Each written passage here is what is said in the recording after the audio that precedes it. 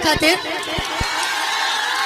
और आज के इस सभा में बस दुइये गो लाइन कहे कि जितना भी लोग कटाक्ष कर रहल बा उनकरा खड़े के बा कि हमरा रहित तू इने कर उखाड़ ले बाका, हमरा रहित तू इने कर उखाड़ ले बाका, उखाड़ ले बाका, ज्यादा भाषण बाजी कही के बिगाड़ ले बाका।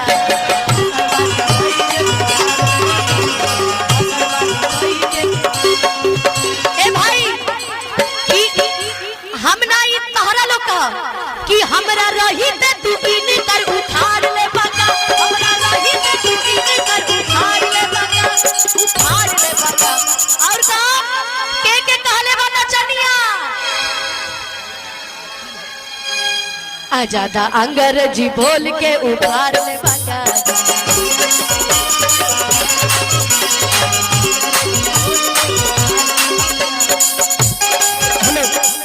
हेलो, मेरा 3 जगह और मुझे जाना है, सुबह 7 बजे उठा हूँ, 3 जगह और जाना है। तो मुझे ना, मैं जीतूंगा उसके बाद 5 कार्यक्रम अपने विधानसभा में मैं खुद ही करूंगा, सब आप सबके बीच में रहूंगा। अभी सबको संबोधित करना है, तो हमारे मंच पे हमारे जितने भी लोग हैं, हमारे अध्यक्ष साहब, सब लोग आप प्यार दीजिए, आशीर्वाद दीजिए, तब तक मैं वो काम करके आ रहा हूँ।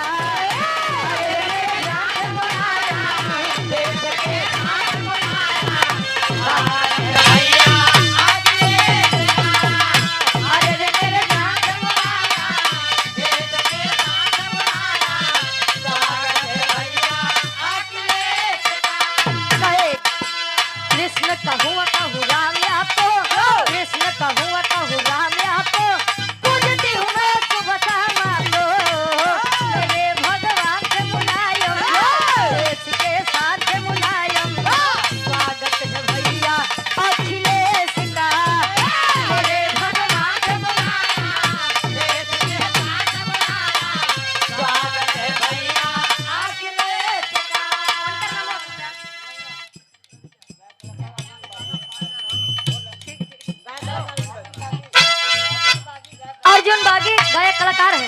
अच्छा, ये 100 रुपए का महान आशीर्वाद कहे। कहता है देश समाजवादी बनो, अरे वादी बनो।